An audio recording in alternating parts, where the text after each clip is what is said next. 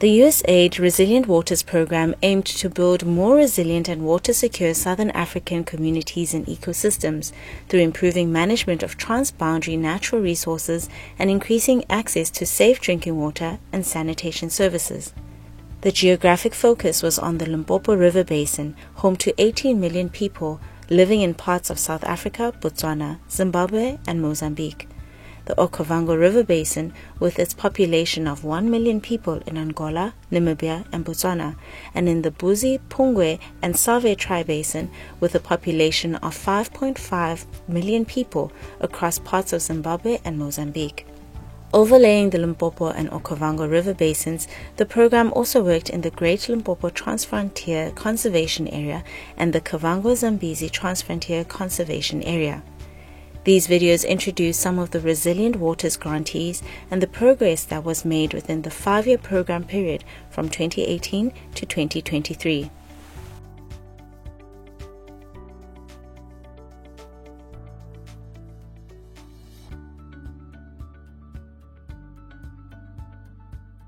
In Matabeleland, South Province, Zimbabwe, various unsustainable practices are in use to harvest mopani worms, including cutting down trees and over-harvesting the worms.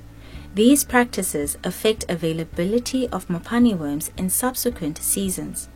Furthermore, the local communities derive insignificant financial benefit from the sale and exploitation of these mopani worms, largely due to lack of value addition of the products and the lack of regulations to restrict outsiders from poaching worms.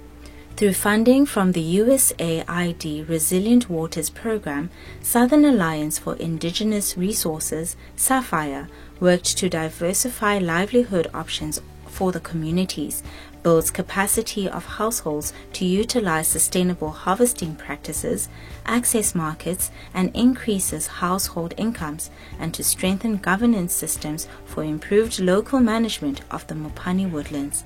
In this video, Simba Mandota and Patson Makwiramiti share valuable insights regarding the outcomes of their initiative.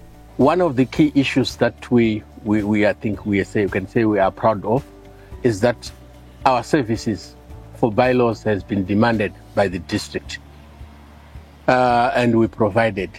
And it's our anticipation that if the district bylaws are approved, some other districts who have the same similar ecosystems and same resources will start to demand those services.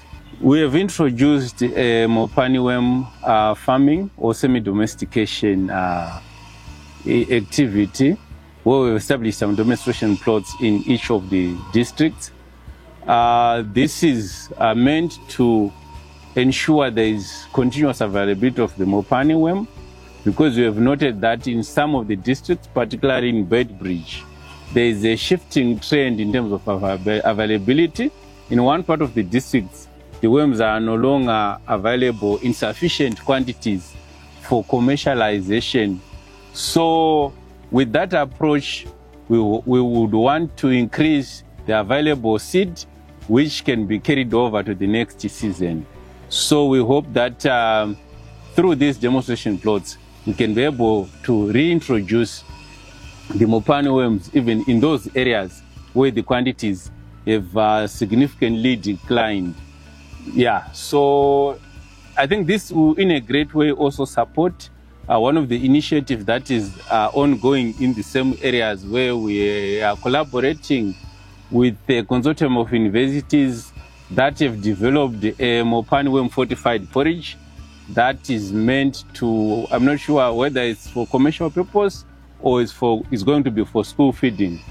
But with that, when that is unrolled at full scale, it will then require higher demands of the mopani worm quantities. So if we have managed to retain seed and increase the local productivity, I think in a great way that will also support that project as well.